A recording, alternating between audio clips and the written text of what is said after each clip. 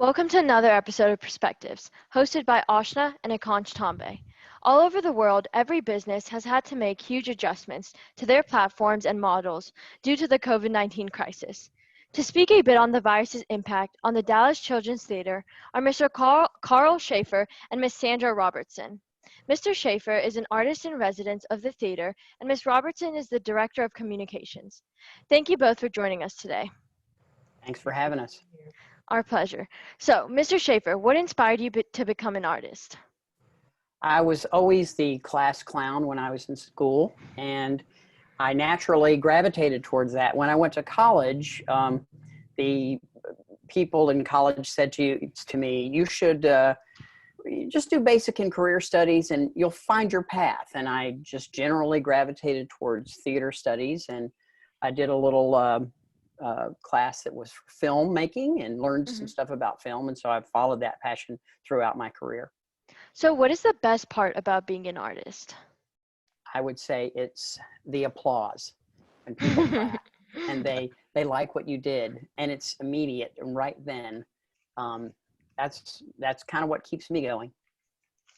It's amazing, yeah. So I know I still remember some of the most iconic children's theme songs from my childhood when I was younger, and the joy that they brought. Mr. Schaeffer, how do you think that children's plays and imagination carve the way for the well-being and development of a child? And why is theater especially important for any growing child, do you think? Well, I'm going to take a crack at this, and then I'm going to ask Sandra to jump in because she's privy to some research that's been going on in that regard. So human beings, we're social creatures, and we are big time storytellers. And it's very, very important for us to, when we hear something's happening, even if we don't have all the facts, we're going to make up a story to fill in what we don't know. And so it's a very important skill, and theater gives us a skill to be empathetic and to hear other people's situations and problems and take that in and understand it. It gives children an opportunity to play. And in theater, we do plays. We have a lot of fun doing plays. And it's so interesting that that's the term play, but it's also like the noun play, but also the verb play. So it's important for children to play and to navigate the world and their experiences so they can interact with other people. And I think theater is hugely important in my life, but I also see it with kids all the time, how they just come alive.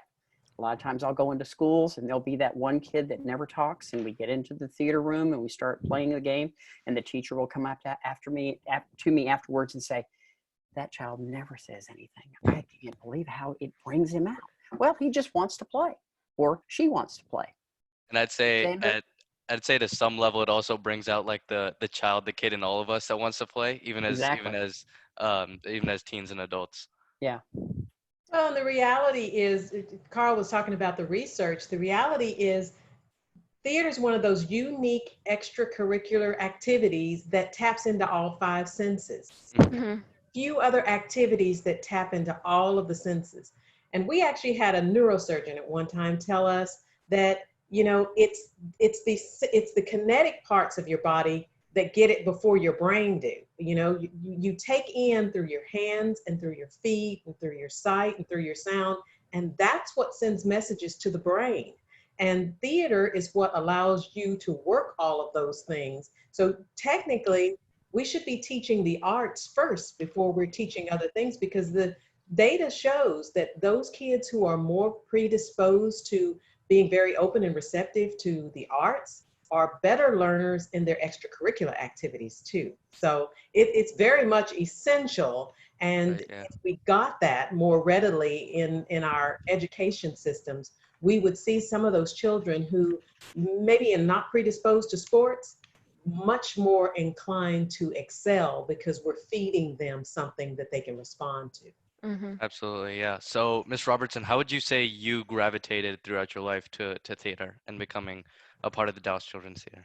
Well, although I work behind the scenes, I've certainly spent my share of time in front of the camera, on the stage as well. I worked for public broadcasting for 25 plus years of my life. Wow. Of course, a fundamental program for young people in particular. I liked the format. I've always, I started out in drama in first grade myself. And so I have a real appreciation for what the arts teaches and how it nurtures people. And just over time, been able to be a part of these wonderful environments where it's really a collaborative kind of experience. So, Miss Robertson, how was the theater affected overall? By the virus. Well, we can't pretend that, the thing that you're not allowed to do right now, which is be a part of a public gathering, is very much the thing that is something that distinguishes theater for the most part. Mm-hmm. Hmm. We rely on that kinetic experience and that connectivity to give feedback. You just heard Carl say the thing he likes most about it is the applause. We're struggling a little bit for applause in this medium. It doesn't mean that we can't continue to serve our audience, and we're definitely focused on that. But it is challenging because it is these unique experiences that bring community together that is the embodiment of what we do. So to Right. say Yeah. that we can't do them means that we really are kind of having our hands tied behind our backs to some extent as it relates to what's going on right now. So you've switched to a virtual platform. We have pivoted, and Mm-hmm. at this point, what we are doing is very much providing communication and connectivity with audiences virtually. Carl is a part of a whole slew of classes that we are offering the young people who have come to rely on us to come in and see the shows. And we're also providing great entertainment for our sensory audiences, for example, both the classes and the general public by sending out videos. And we're telling our stories through video storytelling as well right now. It's amazing. Yeah. Yeah. So, what are some challenges you have faced with the virtual platform? Well, Carl, why don't you speak to that a little bit from production and being a teaching artist? Well, a lot of it is the technology. And I'd like to say, first off, that I feel very blessed that I have an internet connection and that I have a computer that will allow me to do this connectivity. And I'm so thankful and grateful that I have that. And I realize that not everyone does. It's almost as if, they took the actors up out of a live space and then put them in a room somewhere. And I mean, it's virtually what we're doing. We have a camera. And a fellow teaching artist of mine recently said, I know how to read a room, but it's really hard to read a room when you're Right. going through a lens. Yeah. You can pick up things in the room. So, we're all learning with Zoom, what kind of things will work. We're learning, how to mute, how to have the correct picture up when you get into the space or whatever. So we're learning all these things kind of as we go. For me, as a live performing artist, I've never really had to rely on this, although I have had an interest in making videos and films. So I understand that part of it, but I have a whole lot of tools at the Children's Theater that I'm not able to get to use to present my craft. So Right. it's Yeah. been a little bit of a learning curve, but I'd like to say a little something about limitations. Frequently when you're limited, you become more creative. Like I'm For working sure. on a video right now. I'm trying to show some of our Blue Pegasus players, which are some students that are on the spectrum or might have Mhm. some learning differences. I'm trying to do a little video to show them about stage directions. And I don't have like 9 people that can stand up there. So I'm filming myself as 9 different characters and sticking myself in a video where I'm walking around doing stage directions. So it on the one hand, it's I wouldn't never do this normally in a classroom. I can just kind of show them, but now I'm kind of forced to come up with a creative way that's engaging and interesting for the kids to see about stage directions. Mm. It's amazing that you're still providing that service and trying as best you can after pivoting to that virtual platform, which is definitely not the as good as the in-person performance. But it's amazing that you're still doing that work and providing that service to the kids, and we really appreciate it. Yeah, Thank you. I'm sure the community does as well. And what about you, Miss Robertson? What from the backstage, from behind the stage? What are some things you've had to face or overcome? Well, I think the biggest challenge is that um, you know, we have a ticket price for when you come to see one of our shows. And this is really challenging because valuing what we do online right now for all of the theater industry is just really tough. Because we know it's not the same experience, figuring out how we value what we do, which ultimately is what contributes to our budget bottom line, is something that's creating quite a quandary for us. We are sending out lots of surveys to our audience, trying to get a gauge, but you know, our audience is children and families. And so some of the challenge right now is that they got a lot of Zoom in their house right now. You know, they have a lot of this experience because they're also teaching, their kids are going through school at the same time Right. we're trying to offer. And so there is not that clear line where traditionally when they come to the theater, it's this special day and this is opportunity for the kids and the parents to interact with something glorious up on stage. And so finding a way to maintain that level of energy and value that we normally bring to the household is something we just are struggling with, and will likely continue to struggle with. The lovely thing is we are hearing from our audiences that they do appreciate what we are doing in this medium. And for example, they recognize Carl. They recognize other teaching artists, including some of our children on the spectrum. And so they're connecting in ways that they aren't connecting if it's just a video of somebody they don't know.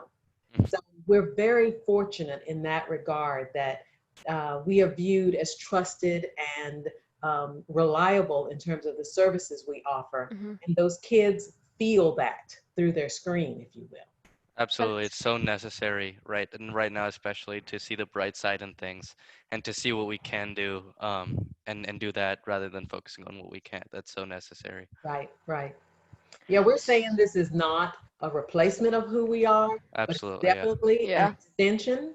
And we know that even beyond, you know, when we're worried about 6 feet distance and these kinds of things, that this will now become a part of our normal. And I think the healthy challenge is that theater people will be able to embrace it and utilize it in ways that, again, extend the value of what we do.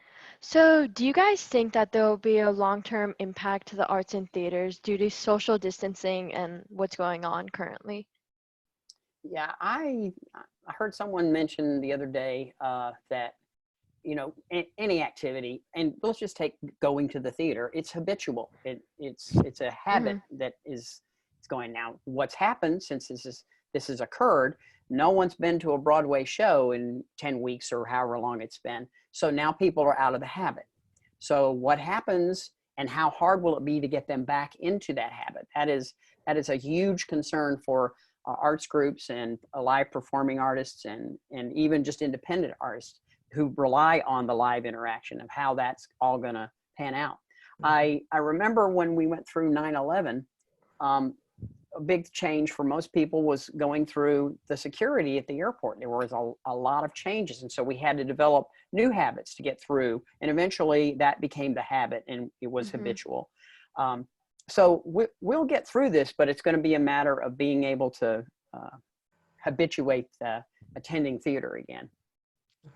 Yeah, Yeah. so, yeah, go ahead, Ms. Robertson. Going to say I 100% agree, and I think there will be some for whom the transition will be the death nail, because just the economic model, again, if you're at 25% and you have to social distance, some of us can't put on a show with a 25% capacity audience. It just doesn't make financial sense. And so, you know, the longer this stretches out, the harder it's going to be for us to even be able to do that work. I think Dallas Children's Theater will come out on top of that, but I think there are others that I'm a part of these conversations with that are going to struggle with that. And to Carl's point, you know, a significant part of our audience is this audience being considered the most vulnerable right now. And the research is showing that they are going to be the last ones, if at all, to sort of circle back around because of the fear factor that's been created here. The grandparents and the extended family members that bring children to theaters are more closed in spaces. So I think there's going to be some challenges in getting back to where we were, which, to Carl's point, took so long to get there that it's really unfortunate this had to happen. Right, right. So to continue to look on the bright side, switching to this online platform, we spoke to a couple of weeks ago, we spoke to another performing arts teacher, a Kathak dance teacher, and she said switching to an online platform actually enabled her to reach beyond the Dallas area and to teach students from further away that she couldn't reach normally. Is that a vision that you see as a possibility for the theater? We definitely do.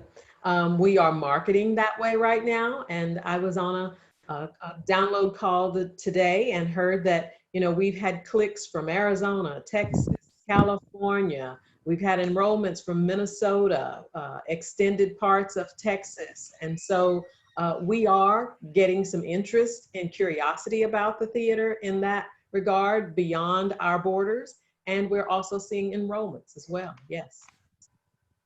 So, Ms. Robertson, has the public interest in cultural activities decreased due to COVID? And if so, is it expected to return? Hmm. So the one optimistic thing I think that's coming out of this is that I think the first chance many of us who have always had an appreciation, but maybe not a huge Hmm. consumption of the arts, are going to look forward to doing. And that is to going to a space and having this shared experience. I think once the fear factor, whatever that takes for people, be it a vaccine or whatever it is, to help them get past that, because we've all been shut in our house and limited to just the kind of entertainment you can get in a box, many of us miss the feeling we get when we are in one of these spaces completely surrounded by the art. And so to that extent, I think you're going to see an increased interest and an increased level of support. It's kind of like the teacher. How many of us are now seeing the fact that we have a huge appreciation for the teacher, because Yeah. Right, you're right. having to be the mom and the teacher now. And we've always talked about the fact that teachers are underpaid, but now we Hmm. really get to appreciate what that person gives to our family. And I Absolutely. think we will never undervalue them ever again because of this experience. Definitely, yeah. What do you think, Mr. Schaefer? Well, I think that, people crave connection, and Mhm. my hope is that their craving can surpass, like Sandra was saying, the fear that they're, experiencing of the unknown. Hopefully when we get through this, people will all come together and we can all do it in a safe way. Mr. Schaefer, we read on the DCT website that in some of the classrooms, you guys actually encourage students to talk to their grandparents or elderly family members, and hear stories from them. Could you elaborate a bit on that and what you think that kind of brings to their childhood experience and their outlook? Yeah, and Sandra, correct me if I'm wrong, but I think that was inspired by the book Last Stop on Market Street. Right. That was our production that we had. We got to the technical rehearsal, and then the county of Dallas said we can't meet anymore. So, um, you know, we've all had wonderful. Well, hopefully, we've had wonderful experiences with our grandparents and shared their stories. Because there's, like I said, human beings are storytellers. They want to know where they came from. Frequently, their stories, the makeup, are where they're going. So going back to our grandparents and learning about how life was so different for them, and yet in many ways it was the same thing.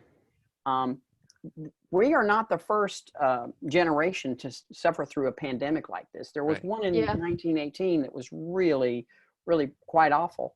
I recently read a book called The Great Influenza, and I was reading it while this was going on. I had read it before, and then I reread it, and I was somewhat comforted by the fact that frequently the language that they used in that story and things that were happening was in, both good and bad, the similar things that I was hearing now. And the fact that we got over that and through to where we are gives me hope that we'll be able to get through this one as well.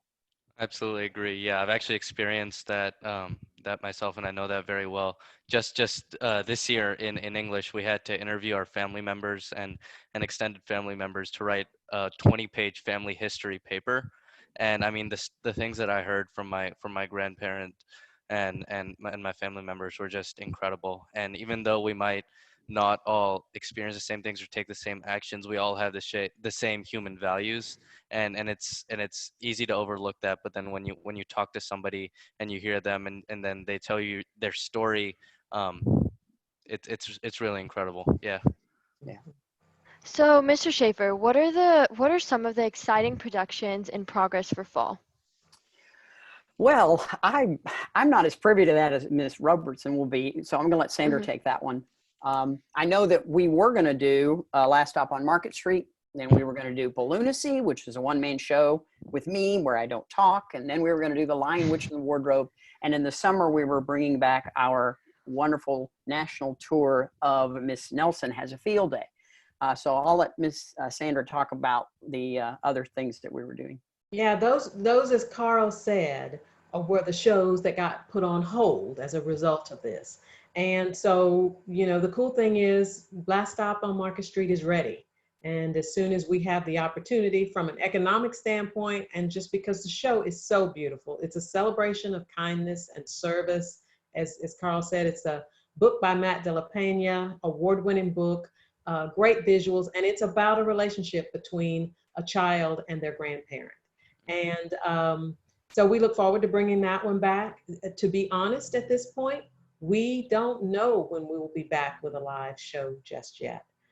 So we've got these kind of in the queue, and we're just watching because, of course, safety and healthiness for our actors, for our staff, and for our patrons are number one.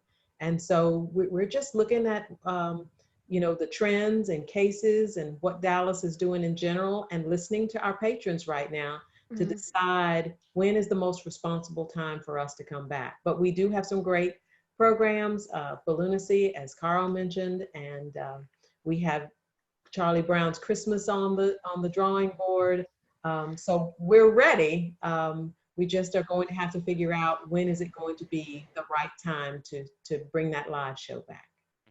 Is there a way for students or other adults in the Dallas area to help out the Dallas Children's Theater in some way during this time? Well, I would say the best thing anyone could do for us right now is talk about us on social media. If you, like you talked about, have had a memorable experience and you know the benefits of it, go post that on your own site. I mean, we are creatures of each other, and what each other endorse, we are willing to give it a try. And I think, just based on what I've seen from how people have responded to some of our classes, we're offering a free brain break every Wednesday right now. Carl has been one of the artists on that, and it's just a 20-minute sample of what you would get in any one of our classes, or honestly, what you would experience if you came to the theater. And so if you've had that experience and you can talk about it, the best thing you can do for us right now is to encourage others to check us out, to have their children or their nieces or nephews consider us for class enrollment. Right now, that's the most significant thing anyone can do to help us. All right. So, Mr. Schaefer, you've done several shows over many years. What do you think is your favorite bit or part of a play? I can tell you exactly, and it came from the sound technician named Brian Beatty when I was doing a play called If You Give a Mouse a Cookie, and I played the mouse.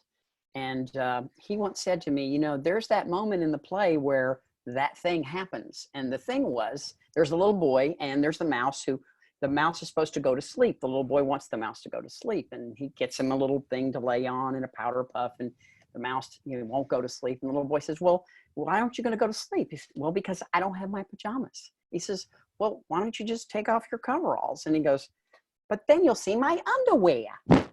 And when I would say that, the kids in the audience would laugh. And Brian would say, that is the sound of a jet engine taking off. This is massive sound of laughter, and it roars and rolls. He said it was his favorite part, and it became my favorite part as well. It's amazing. What is something that you've come to appreciate more during this time at home? Well, I appreciate my family. I appreciate being able to connect to my family over Zoom. I'm Mhm. so blessed and fortunate that I'm here with my lovely bride, who also works for the Children's Theater. So we're very lucky in that we both are able to, work together to do things. I really, appreciate this time being able to be with my loved one and my family kind of through Zoom, and to be able to do these kind of conferences and chats with people to tell my story and to hear theirs. That's great. What about you, Miss Robertson? Well, very similar. I don't work directly with my husband, but I used to. We worked together for 10 years, and this really feels like going back to that time. Sometimes we can take lunch together, sometimes not, but we jokingly every morning meet in the kitchen and sort of say, "See you after work." And that's been neat. Watching the connection between and among the staff that's challenged to keep Dallas Children's Theater going right now. That's staff and board. We're meeting every week. We are engaged with each other and talking about the challenges and the strength we get from each other, just trying to push through all of the hurdles that we are having to plan for and overcome right now. It's certainly incredibly inspiring. And I think, the time that I'm not on the road right now and that I'm gaining by doing other meaningful things, I am treasuring that. Although I don't begrudge going into work, I'm sort of treasuring this gift of extra time to be able to do some things that commuting doesn't allow me. I commute about 45 minutes one way every day. And this has given me the gift of that time back, and I'm trying to value it and be present with the opportunity. Amazing, yeah, and that's great for other people to hear too. I know almost a ton of people all over the world are using this time to cherish family, to cherish the things that we often take for granted. So yeah, thank you for sharing your insight into how into how the virus has affected the theater specifically, and how it's affected both of you. And thank you both for sharing and saying what needs to be said about the shared human connection that we all have and the shared human values that we all have with regard to the theater and just about life in general. We really appreciate you sharing your time with us and sharing those valuable insights. Thank Well, you. thank you so much for having us. That was a wonderful interview, and you guys, you rock. Thank you. And we You really too. appreciate the work you're doing and the service you're providing even during these difficult times, especially during these difficult times for students and for kids in Dallas. Well, thanks for the platform, and everybody just remember theater. Thank you. Thank you. Thank you very much. Bye-bye. Have Bye. a good one. You You too. too.